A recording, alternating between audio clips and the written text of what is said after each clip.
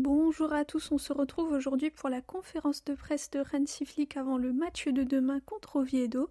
Et on commence tout de suite avec la première question qui a été posée à notre coach. On lui dit « Oviedo est remonté en première division après 25 ans. Comment voyez-vous cela et à quel type d'adversaire vous attendez-vous » Hansi répond « Ce que je vois, c'est qu'ils sont très courageux de jouer comme ils le font en construisant depuis la défense. J'aime cela. Comme je le dis souvent, pour moi le plus important c'est mon équipe, qu'on mette de l'intensité dans tous les matchs. On l'a très bien fait lors des 3 derniers matchs. On le voit aussi à l'entraînement, il y a beaucoup de confiance et de qualité. On doit continuer comme ça. » Ensuite on lui dit « On a vu les mauvaises nouvelles pour Gavi. Est-ce que vous avez pu lui parler? Comment va-t-il et comment son absence impacte-t-elle sur le côté sportif et aussi émotionnel ?» Hansi répond « Au début, quand on reçoit cette information, on se dit que c'est une mauvaise nouvelle, mais au fond, pour lui, je pense que c'est une bonne chose pour qu'il aille mieux. Maintenant, on doit s'occuper de lui, étape par étape, parce qu'il n'a que 21 ans et toute une carrière devant lui. C'est à ça qu'on doit penser, le long terme. Il faut qu'il soit à 100% en forme, mais reste en forme. Il va devoir travailler dur, être professionnel, on l'aide à cela. C'est notre travail de l'aider à plus penser professionnel, parce que c'est un joueur qui a un grand cœur, qui a beaucoup d'émotions. C'est un joueur qui vit et qui meurt pour le club. Je suis très heureux de l'avoir dans mon équipe. On attendra son retour. Ce n'est pas facile pour l'équipe parce qu'il nous apportait beaucoup. On va tous le soutenir et l'aider à revenir à son meilleur niveau.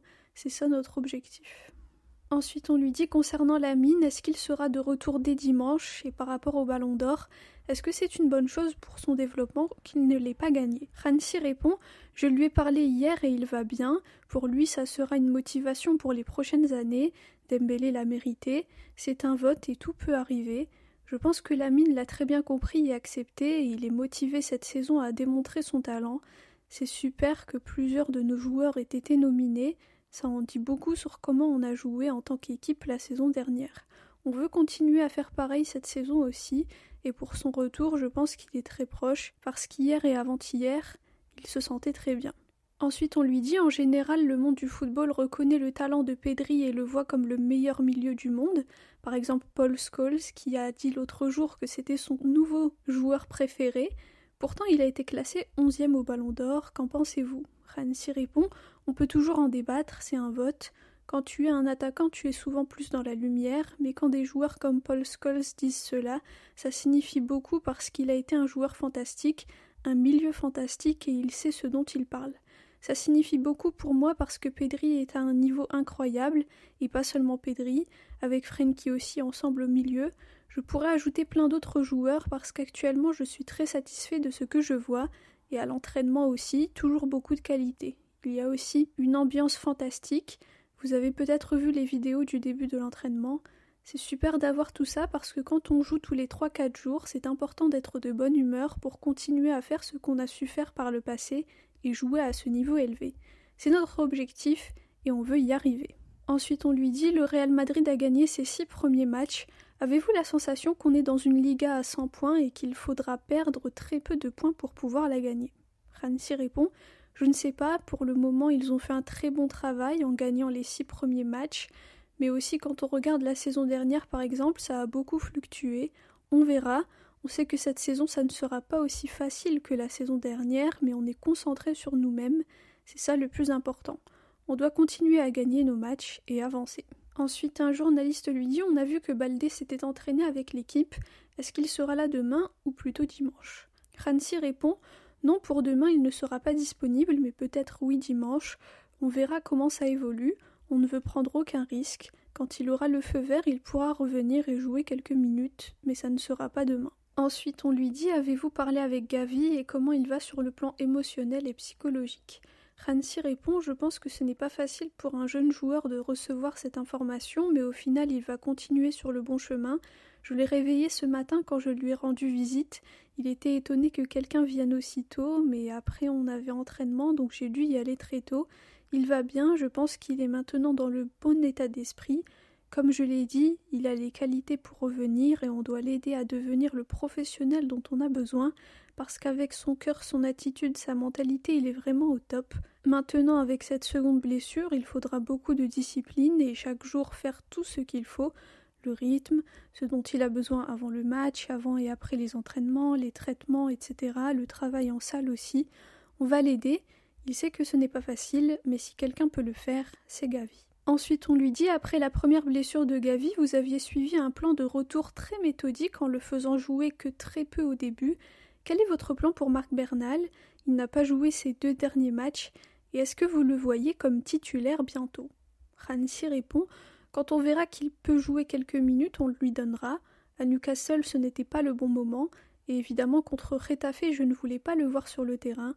On verra, il fait du très bon travail à l'entraînement, il s'améliore, c'est très bien. Ensuite, on lui dit « Frenkie de Jong est l'un des meilleurs joueurs depuis janvier, et beaucoup de ses coéquipiers disent que c'est le joueur qui les a le plus impressionnés. Pourtant, il a beaucoup de détracteurs et de haters qui ne lui donnent pas de crédit quand l'équipe gagne, et quand elle perd, ils le pointent du doigt comme coupable. Que diriez-vous, en tant qu'entraîneur du Barça, pour convaincre les haters qu'il s'agit d'un des meilleurs milieux d'Europe ?» Rancy répond « Je n'ai jamais eu cette sensation, je n'ai pas de réseaux sociaux et tout ça, et c'est une bonne chose, mais je pense que chaque supporter du Barça peut voir à quel point Frenkie est important. Pour moi, c'est super et fantastique de l'avoir dans l'équipe. Ce que je vois actuellement, c'est qu'il prend du plaisir à s'entraîner et à jouer avec ses coéquipiers. Il a beaucoup de talent et de qualité. Avec Pedri et Frenkie au milieu, c'est difficile de nous faire un pressing. C'est un joueur très important. On discute beaucoup ensemble parce que je veux savoir son opinion sur plusieurs choses, donc je n'ai pas la sensation qu'il soit détesté et si jamais c'est le cas, j'espère que ça changera parce que c'est un joueur incroyable. Tout le monde au club ou dans l'équipe est d'accord. Ensuite, on lui dit le match contre le PSG va finalement se jouer à Montjuïc. Est-ce que ça impacte l'équipe de toujours changer de stade et avez-vous pu visiter le nouveau Camp Nou et les travaux? Rancy répond non, je n'ai pas eu le temps. Je l'avais visité il y a longtemps quand je suis arrivée, ça fait plus d'1 an.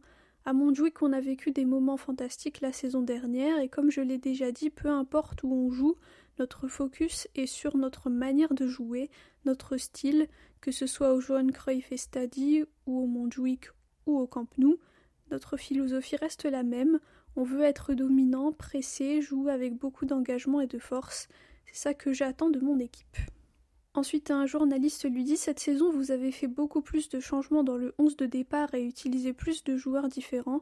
Est-ce que c'est parce que vous faites plus confiance à l'ensemble de l'effectif ou bien l'an dernier, vous aviez besoin d'un 11 plus fixe pour qu'ils apprennent et des automatismes, puis incorporer d'autres joueurs ?» Rancy répond « Je ne me souviens pas de tous les détails de la saison dernière, mais on a eu beaucoup de joueurs blessés qui sont revenus progressivement. » Cette saison, il y a aussi Baldé, Fermin, Gavi, Lamine de blessés. Mais à chaque poste, on a beaucoup de qualité, donc on gère les minutes et on en profite pour faire des changements. Avec des matchs tous les 3-4 jours, ce n'est pas facile. J'ai cette confiance de faire des changements parce que chaque joueur qui rentre joue à un très haut niveau. On a besoin de ça. Donc oui, on peut dire plus de confiance, mais aussi on a plus de joueurs qui sont à un très haut niveau. Ensuite, on lui dit « L'année dernière, quand Lamine n'était pas là, vous aviez eu du mal. Cette année, 3 matchs, 3 victoires, dont une en Ligue des Champions et un 6-0. Il n'y a plus de Lamine dépendance. Est-ce que vous lui avez parlé pour lui dire qu'il ne pourra pas toujours jouer et qu'il doit des fois se reposer ?» Rancy répond « Je lui dirai quand ça sera le moment. Dans tous les cas, il le voit aussi et le ressent aussi. Quand il a besoin de repos, on lui en donne. Pas seulement lui, mais Pedri aussi, les autres joueurs, on doit bien les gérer. » Mais au final, je suis très content. Je ne me dis jamais quel joueur est absent. Je me concentre toujours sur l'équipe qu'on a et ceux qui sont disponibles, quels joueurs peuvent être titulaires, etc. C'est sur ça que je me concentre quand on doit jouer, pas les absents. Bien sûr, lors des entraînements, oui. C'est important que les joueurs sentent que je leur fais confiance. C'est crucial pour moi. Je suis content de mon équipe. Tous les 11 titulaires peuvent gagner, donc il n'y a pas de problème. Ensuite, on lui dit « Vous étiez au gala du Ballon d'Or. Que vous ont dit les légendes que vous avez croisées là-bas sur votre Barça et êtes-vous fier d'y être allé pour représenter le FC Barcelone ?» Rancy répond « Honnêtement, ce n'est pas mon truc préféré, mais c'est ok, ça fait partie de mon travail et c'était très important pour le club, donc j'y suis allé. J'ai rencontré des célébrités. Je suis content d'avoir pu revoir Lothar Matthäus, j'avais joué avec lui à Munich et avec d'autres anciens joueurs. Ils disent qu'ils aiment comment on joue, comment l'équipe joue au football. C'est sympa à entendre et au final, nous, on doit continuer à avoir confiance en ce que fait l'équipe. Je suis très fière de mon équipe. Pour moi, c'est important que le club, les coachs, les fans soient satisfaits du jeu que propose l'équipe. » Et enfin, la dernière question, on lui dit sur Cubarsí, quand il joue avec Araujo dans la charnière centrale, il est à gauche, et quand il joue aux côtés d'Eric aussi, qu'est-ce qui fait que vous le préfériez lui à gauche alors que c'est à droite qu'il joue normalement? Hansi répond, parce qu'il est très fort, il peut jouer aux deux postes et ça ne change rien pour lui. Je sais qu'il préfère être à droite, mais l'important c'est ce dont a besoin l'équipe.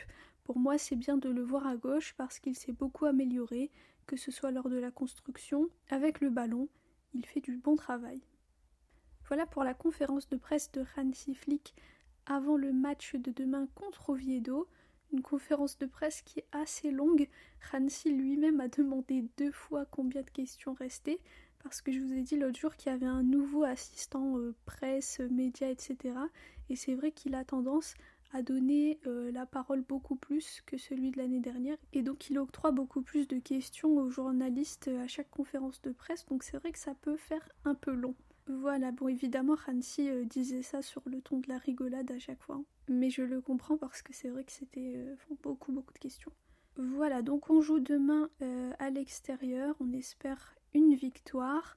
Et puis aussi je voulais revenir sur la mauvaise nouvelle pour Gavi.